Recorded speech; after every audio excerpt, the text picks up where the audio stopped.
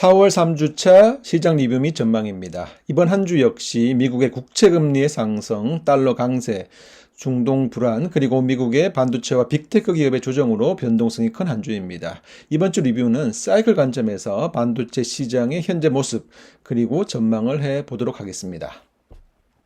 구독, 좋아요는 더 좋은 컨텐츠를 만드는 데 힘이 됩니다. 4월 3주차 시장입니다. 이란과 이스라엘이 서로 뺨을 한 차례씩 주고받았습니다. 미국 금리 인하의 불확실성이 시장을 더욱 요동치게 하고 있고요. 지난 금요일은 미국의 옵션 만기일이 급지면서 훨씬 더 큰 변동성을 보였습니다. 실적 시즌에 대한 기대에도 불구하고 반도체 기업은 오히려 크게 한 방 맞는 모습을 보이고 있는데요. 특히나 ASML과 TSMC의 실적 발표 이후 시장은 부정적인 해석과 반응을 보이고 있고, 급기야 지난 금요일에 엔비디아가 마이너스 10%라고 하는 큰 폭의 하락을 보였습니다.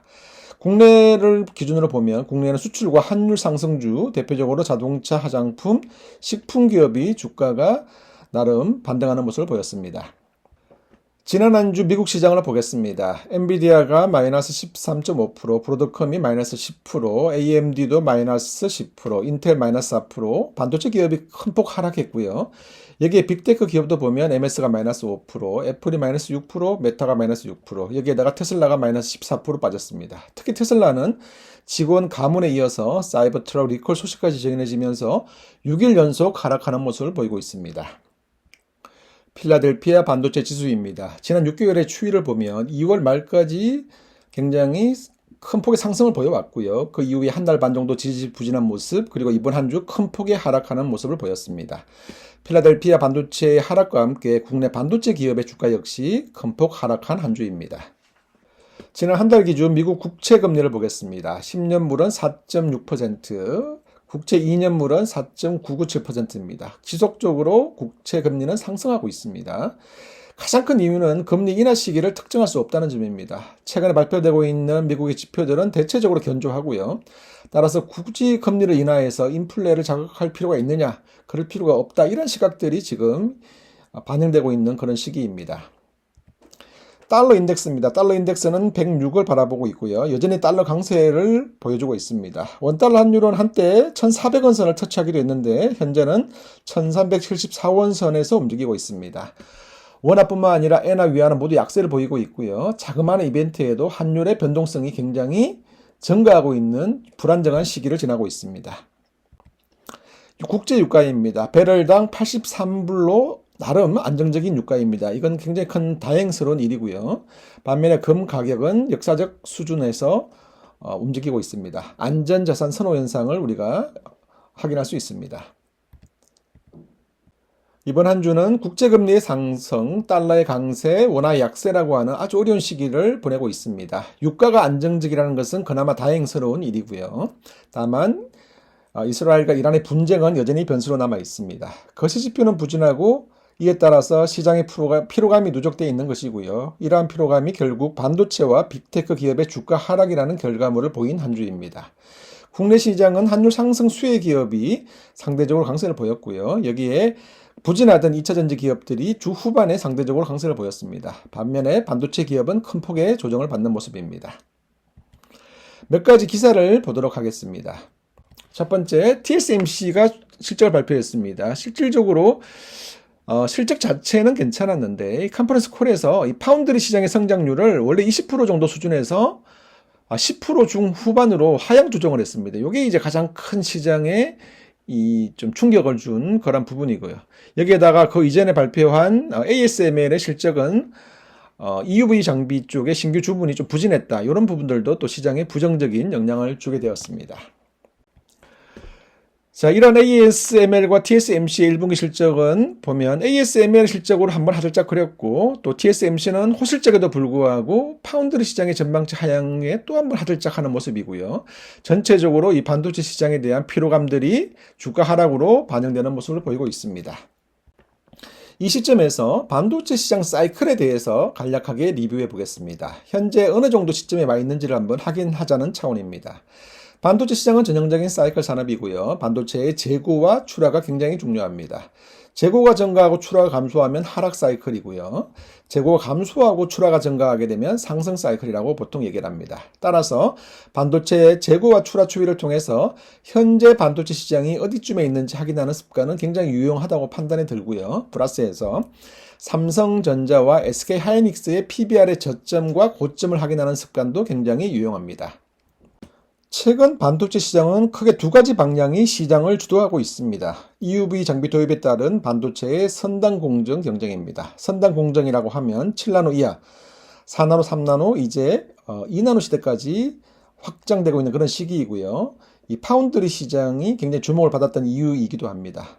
또 하나는 이러한 선단 공정의 경쟁에도 불구하고 반도체의 미세와 관련된 기술적 한계 역시 부각이 되고 있는 부분이고요. 따라서 반도체 패키징 기술이 굉장히 또 시장의 주목을 받고 있는 그런 부분입니다.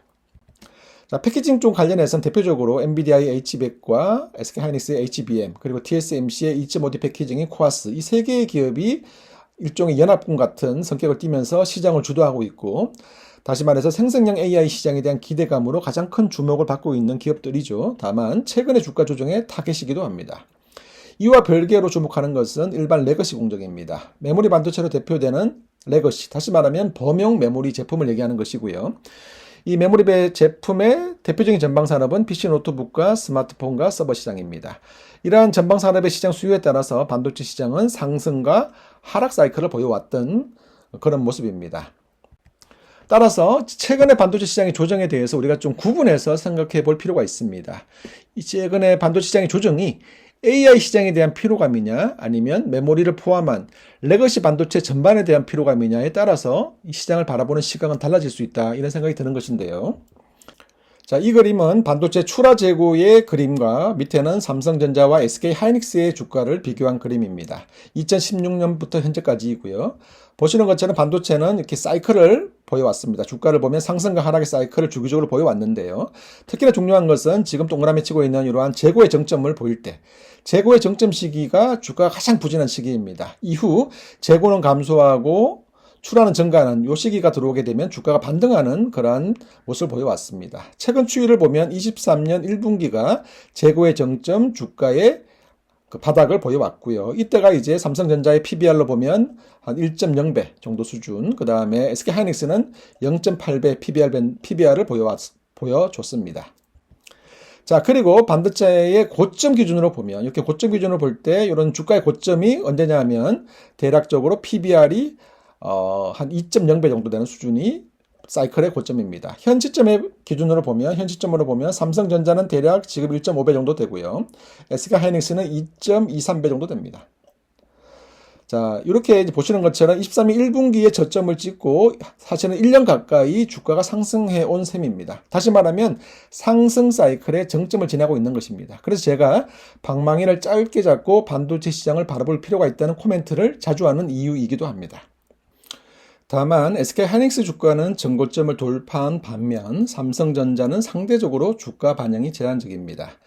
SK하이닉스는 HBM으로 대표되는 이 패키징 시장에 대한 기대감이 주가에 반영되어 있다고 본다면, 삼성전자는 반도체 레거시 상승 사이클이 아직 충분히 반영되지는 않은 모습이라고 생각합니다. 따라서 삼성전자와 아이들, 다시 말하면 전공정 반도체 장비 기업들은 관심 갖고 볼 필요가 있습니다. 반도체 사이클의 정점을 찍고 하락 사이클의 시작이라고 판단되지는 않기 때문입니다. 이번 반도체 조정 시기 이후 삼성전자와 아이들은 꾸준히 팔로우업을 할 필요는 있고요. 다만 방망이는 짧게 잡고 이 반도체 시장을 바라봐야 할 필요가 있습니다. 이번에는 2차전지 기사입니다. LNF인데요. LNF가 유럽의 대형 배터리 셀 제조사와 구조 규모의 양극재 공급 계약을 공시했습니다. 관련된 기업은 이제 노스폴트라고 얘기를 하고요. 폭스바겐 등의 배터리셀을 납품하고 있습니다. 자, 지난 한 주 이제 보면 2차전지 기업이 상대적으로 강세를 보였습니다. LNF가 구조 규모의 양극재 공급 계약을 공시했습니다. 전기재 시장은 일종의 캐즘, 우려가 있는데요. 여기에다가 주요 원재료 가격의 하락에 따라서 재고자산 평가 손실까지 발생하면서 전체적으로 실적이 좋지 않습니다.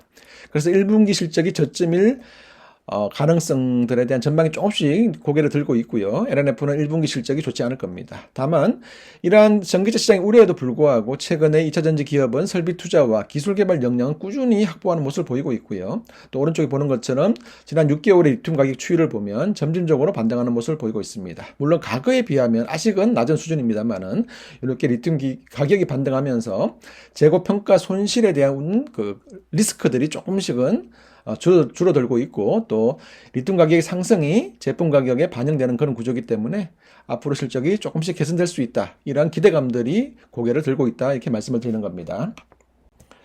자, 국내 시장 전망을 이제 해보겠습니다.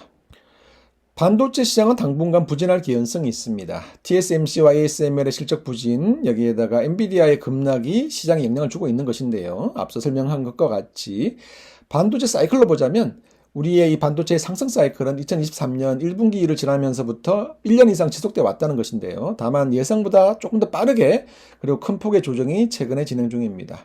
다만 이 조정이 AI 시장에 대한 피로감이냐 또는 메모리를 포함한 레거시 반도체 전반에 대한 피로감이냐를 구분할 필요가 있습니다. 저는 이 전자의 가능성이 높다고 생각이 들고요. 따라서 여전히 삼성전자의 흐름을 우리가 주목할 필요가 있고, 삼성전자와 아이들에 대해서는 아직 먹을거리가 남아있다, 이렇게 생각을 하고 있습니다.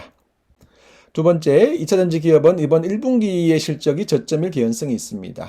사실은 2차전지 기업이 상승하기 위해서는 강력한 트리거가 필요한데요.